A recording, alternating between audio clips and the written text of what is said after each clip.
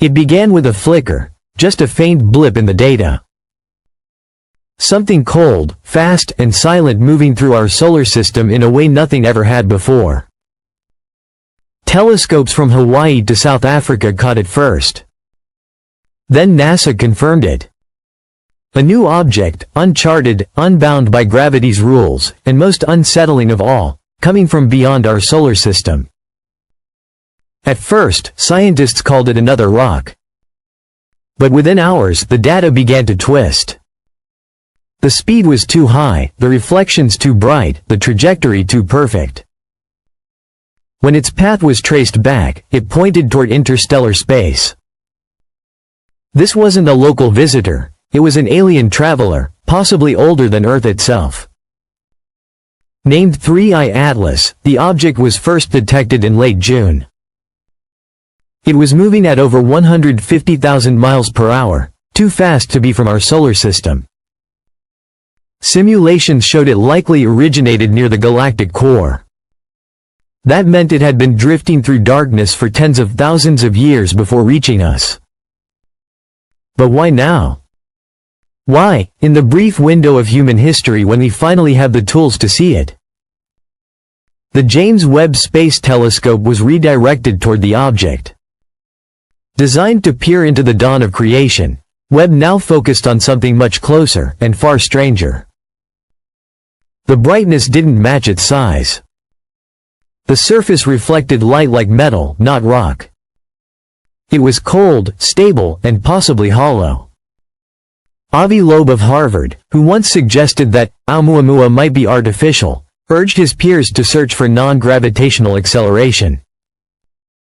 If it was steering itself, we weren't watching a rock, we were watching intent.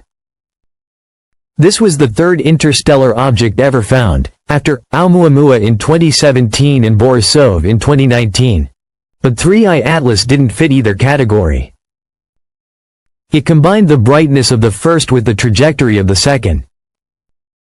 Too smooth, too precise, too deliberate.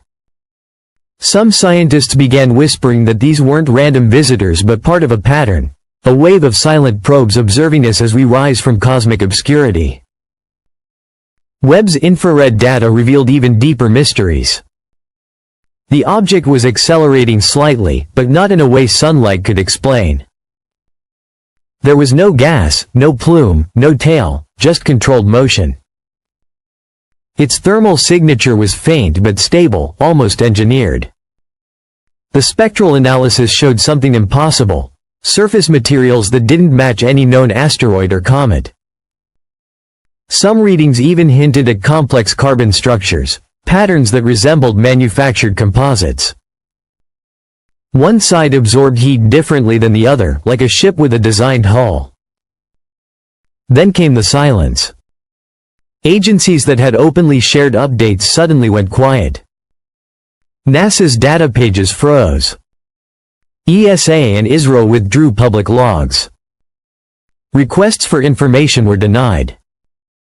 Inside observatories, researchers were reassigned, access restricted. It was as if something had been found, something the world wasn't meant to see. Because when discoveries reach a certain threshold, they stop being science and start being secrets. Whispers spread that governments were no longer studying the object, they were preparing for it. Because what if it's not a relic, but a probe?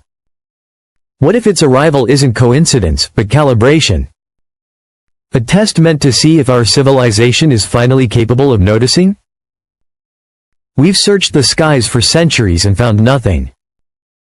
And then, only now, when our machines can listen deep enough, something decides to appear.